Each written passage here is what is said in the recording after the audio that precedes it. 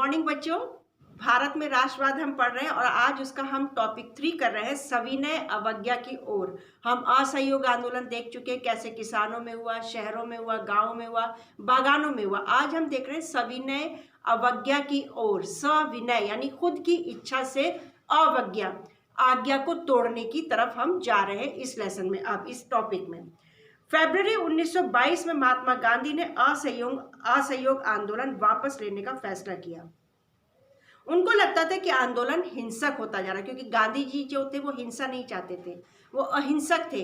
तो उन्हें लगा कि आंदोलन तो हिंसक होता जा रहा है, इसलिए 1922 में उन्होंने इस आंदोलन को वापस लेने का फैसला लिया। कांग्रेस के कुछ नेता इस तरह के जनसंघर्षों से थक चुके थे।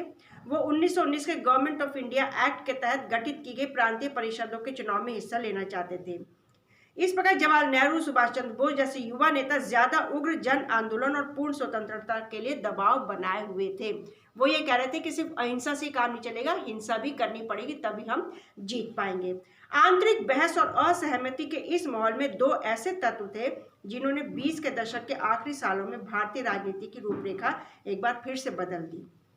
पहला कारक था विश्वव्यापी आर्थिक मंदी का असर।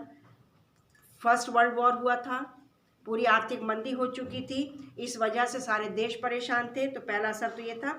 1926 से कृषि उत्पादों की कीमतें गिरने लगी थी और 1930 के बाद तो पूरी तरह से धाराशायी ही हो गई थी।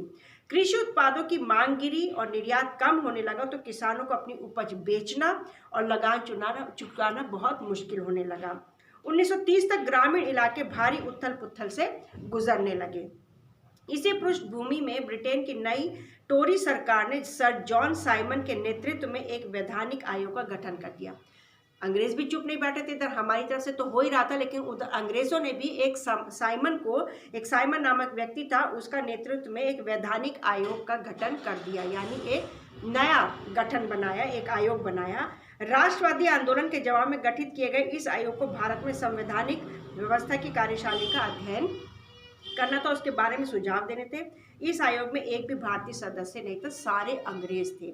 और हमारे गांधी जी वगैरह का कहना था, नेताओं का कहना था कि आपने जब ये एक आयोग बनाया है, एक ऑर्गेनाइजेशन बनाया है, कमीशन बनाया है, तो इसमें आपने सारे अंग्रेजों को रख दिया और हमारे लिए बनाया है, तो उसमें हमारे भारत के लोगों को भी तो होना चाहिए, कोई तो हो नेता उसके अंदर। आपने उसमें किसी भारतीय को रखा ही नहीं, सिर्फ अंग्रेजों को ही रखा है।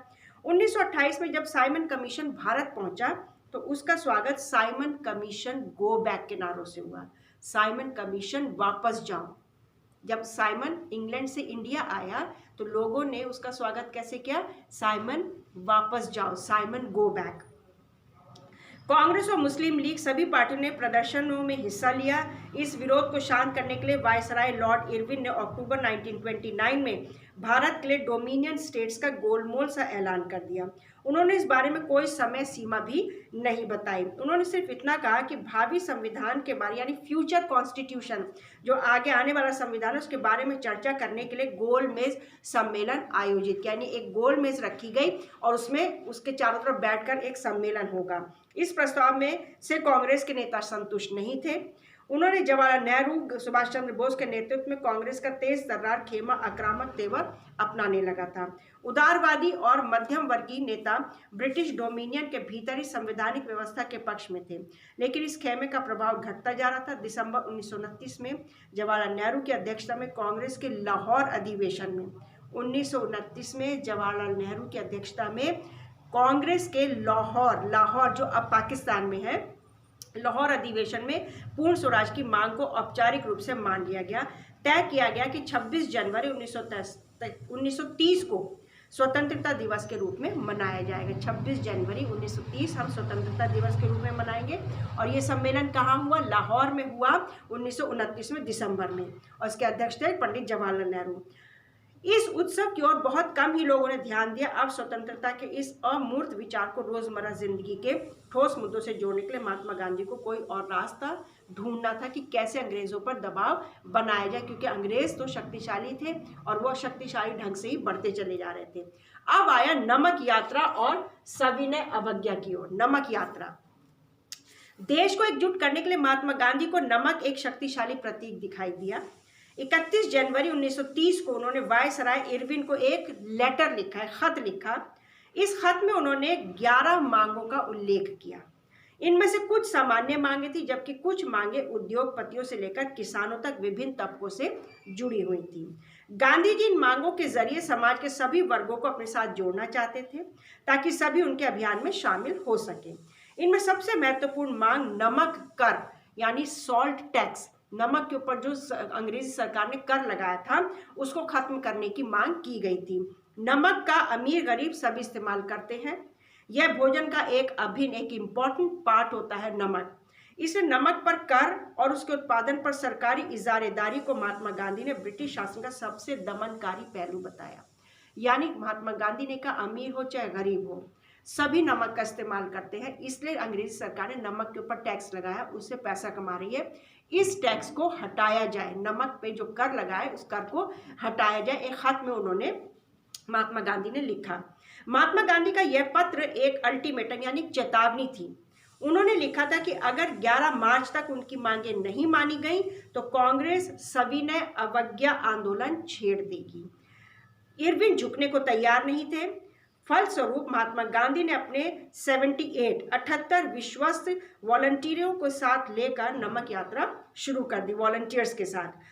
यह यात्रा साबरमती में गांधी जी के आश्रम से 240 किलोमीटर दूर दांडी नामक गुजराती तटीय कस्बे में जाकर खत्म हुई। यानी एक पैदल मार्च किया। तुम लोगों ने 11 मूर्ति, एक जगह का नाम सुना होगा, अपने दिल्ली में 11 मूर्ति है और वहां पर 11 मूर्तियां बनी, वो इसी यात्रा का एक स्टैचूज बनाए गए हैं, एक चित्रण है वो। तो ये क्या हुआ, महात्मा गांधी जी जिस आश्रम में रहते थे, साबरमती आश्रम में, वहां से 240 किलोमीटर दूर दांडी नामक जगह पर जो एक तट था, समुद्री तट था, वहां पर जाकर ये यात्रा खत्म होनी थी। और ये पैदल यात्रा थी, 240 किलोमीटर दूर पैदल गांधी जी और उनके वॉलंटियर्स को जाना था। गांधी जी की टोली ने 24 दिन हर रोज लगभग 10 मील का सफर तय किया। गांधी जी जहां भी रुकते हजारों लोग उन्हें सुनने के लिए चले आते थे। इन सभाओं में गांधी जी ने स्वराज का अर्थ बताया और आह्वान किया कि लोग अंग्रेजों की शांतिपूर्वक अवज्ञा करें, यानी आज्ञा को तोड़े लेकिन शांतिपूर्वक ढंग से हिंसा का प्रयोग ना करें, यानी कि अंग्रेजों का कहना ना माने। 6 अप्रैल को वे दांडी पहुंचे और उन्होंने समुद्र का पानी उबालकर नमक बनाना शुरू कर दिया और यह कानून का उल्लंघन किया कि हम अपना नमक बनाएंगे, अंग्रेजों द्वारा बनाए गए नमक को हम नहीं खरीदेंगे क्योंकि उसके ऊपर टैक्स लगाया जाता है। यहीं से सविनय अवज्ञा आंदोलन शुरू हो गया। यह आंदोलन असहयोग आंदोलन के मुकाबले किस तरह से अलग था? इससे पहले एक असहयोग आंदोलन हुआ था ना, जिसमें कपड़ों की होली, विदेशी कपड़ों की होली जलाई गई थी, शराब की दुकानों की पिकेटिंग की गई थी, हमने कल पढ़ा था ना।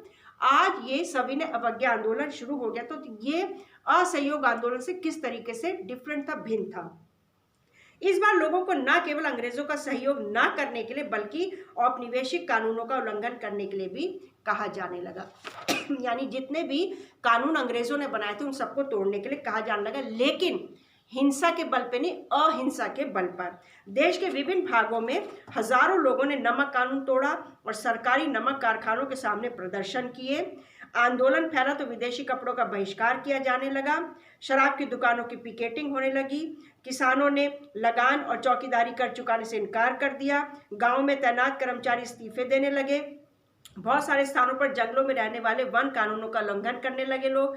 वो लकड़ी बिनने और मवेशियों को नहीं, अपने जो जानवर थे उनको चराने के लिए आरक्षित वनों में घुसने लगे। यानी जितने अंग्रेजों ने कानून बनाए थे सबको धीरे धीरे लोग अब तोड़ने लगे।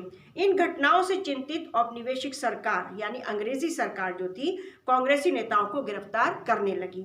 बहुत सारे स्थानों पर हिंसक टकराव भी हुए। अप्रैल 1930 में जब महात्मा गांधी के समर्पित साथी अब्दुल गफ्फार खान को गिरफ्तार किया गया तो गुस्साई भीड़ सशस्त्र बख्तरबंद गाड़ियों और पुलिस की गोलियों का सामना करते हुए सड़कों पर उतर आए। अब लोगों का गुस्सा शांत नहीं हुआ। जब देखा कि हमारे नेता गिरफ्तार लोग, तो लोग सड़कों पर उतर आए। बहुत सारे लोग उसमें मारे गए। महीने भर बाद जब गांधी जी को भी गिरफ्तार कर लिया गया तो शोलापुर के औद्योगिक मजदूरों ने अंग्रेजी शासन का प्रतीक पुलिस चौकियों, नगर पालिका भवनों, अदालतों, रेलवे स्टेशनों पर हमला करना शुरू कर दिया। भयभीत सरकार ने निर्मम दमन का रास्ता अपनाया। अंग्रेज सरकार डरी हुई थी क्योंकि अब सारा देश एक हो चुका था, नेता गिरफ्तार हो रहे थे, सारी भीड़ की भीड़ अंग्रेजों को तबाह करने पे तुल गई थी। तो अब अंग्रेज सरकार ने एक दमन का रास्ता अपनाया, शांतिपूर्ण सत्याग्रहियों पर हमले किए गए, औरतों और बच्चों को मारा पीटा गया और लगभग 1 लाख लोग गिरफ्तार किए गए। महात्मा गांधी ने एक बार फिर आंदोलन वापस लिया क्योंकि वो नहीं चाहते थे कि झगड़ा हो, लड़ाई झगड़ा हो, हिंसा हो, क्योंकि बहुत लोग उसमें, हमारे देश के लोग ज़्यादा मारे जाते थे। 5 मार्च 1931 को उन्होंने इरविन के साथ एक समझौते पर दस्तखत कर दिए, सिग्नेचर की एक समझौता हुआ। इस गांधी इरविन समझौते के जरिए गांधी जी ने लंदन में होने वाले दूसरे गोलमेज सम्मेलन में हिस्सा लेने पर अपनी सहमति व्यक्त कर दी। यानी लंदन में एक और मीटिंग होने जा रही थी, गोलमेज राउंड टेबल कॉन्फ्रेंस जिसको बोलते हैं, एक बार पहले भी हुई थी जिसमें अंग्रेजों के अलावा कोई भी हिंदुस्तानी था। इस बार इरविन गांधी समझौता हुआ जिसमें हमारे देश के लोगों को भी उसमें न्योता दिया गया। इसके बदले सरकार राजनीतिक कैदियों को रिहा करने पर राजी हो गई। कुछ शर्तें गांधी जी ने रखी। ये समझौता ये था, पहला तो गोलमेज सम्मेलन होने जा रहा था, उसमें हमारे हिंदुस्तानियों को रखा गया। दूसरा, सरकार राजनीतिक कैदियों को रिहा कर रही थी के लिए राजी हो गई। दिसंबर 1931 में सम्मेलन के लिए गांधी जी लंदन गए। यह वार्ता बीच में ही टूट गई और उन्हें निराशा पूर्वक वापस लौटना पड़ा। यहाँ आकर उन्होंने पाया कि सरकार ने नए सिरे से दमन शुरू कर दिया। गांधी जी इंग्लैंड गए, मीटिंग अटेंड कर, लेकिन वहाँ मीटिंग कैंसिल हो गई। जब वापस आए तो उन्होंने देखा कि सरकार, अंग्रेजी सरकार जो और ज़्यादा दमन लोगों के साथ कर रही है, टॉर्चर कर रही है। गफ्फार खान और जवाहरलाल नेहरू दोनों जेल में थे। कांग्रेस को गैर कानूनी घोषित कर दिया गया था। सभाओं, प्रदर्शनों, बहिष्कार जैसी गतिविधियों को रोकने के लिए सख्त कदम उठा रही थी अंग्रेज सरकार। भारी आशंकाओं के बीच महात्मा गांधी ने सविनय अवज्ञा आंदोलन दोबारा शुरू किया। साल भर तक आंदोलन चला, लेकिन 1934 तक आते आते उसकी गति मंद पड़ने लगी। यहाँ तक आज हम पढ़ेंगे। पूरा चैप्टर एक बार अपने आप भी पढ़ लें जितना भी पढ़ाया गया है। 3.2 लोगों ने आंदोलन को कैसे लिया, ये हम कल पढ़ेंगे। ठीक है, कल और परसों में हम इस चैप्टर को कंप्लीट कर लेंगे, फिर नेक्स्ट वीक में दूसरा लेंगे। जितना अभी तक पढ़ाया है वो पढ़ लेना है सभी बच्चों को। ठीक है, मैं अब किसी भी बच्चे के घर कॉल करूँगी, क्लास किसी भी क्लास के दौरान कर लूँगी। ये मत सोचना कि मैम की सोशल का जब पीरियड होगा तभी करेंगी। मैं फर्स्ट पीरियड से लेकर तुम्हारे 7th पीरियड तक कभी भी तुम्हें कॉल कर लूँगी। और अगर जो बच्चा मुझे फ़ोन पर नहीं मिलेगा उस बच्चे की उस दिन एब्सेंट लगेगी। तो शॉर्ट ऑफ अटेंडेंस ना हो जाए, इस बात का ध्यान रखना। क्लास में रहो, पढ़ाई हो रही है, बस ये समझ लो कि पढ़ाई हो रही घर पे हो रही है, स्कूल में नहीं हो रही। पीरियड वैसे ही चल रहे हैं, सभी टीचर्स अपने पीरियड के हिसाब से पढ़ा रहे हैं। जिस पीरियड का काम है उसी पीरियड में पोस्ट करें। बार बार तुम्हें समझाया जा रहा है लेकिन फिर भी बच्चे बार बार पोस्ट कर रहे हैं। तुम तो बड़ी क्लास हो, सबसे बड़ी क्लास हो स्कूल की, तुम्हें तो समझ होनी चाहिए। छोटे बच्चे करें तो चलो समझ में आता है कि नहीं मालूम है, नहीं ध्यान देते। तुम लोगों को समझ होनी चाहिए। बार बार कह रही वीडियो कॉल करूँगी मैं। कल मैंने कॉल किया था, 2-3 बच्चे मुझे सोते दिखाई दिए। ऐसा नहीं चलेगा। सुबह जल्दी उठे, नहा धोकर तैयार होकर के पढ़ने के लिए बैठे। ठीक है, अपना ध्यान रखना है, घर पर रहना, सेफ रहना है।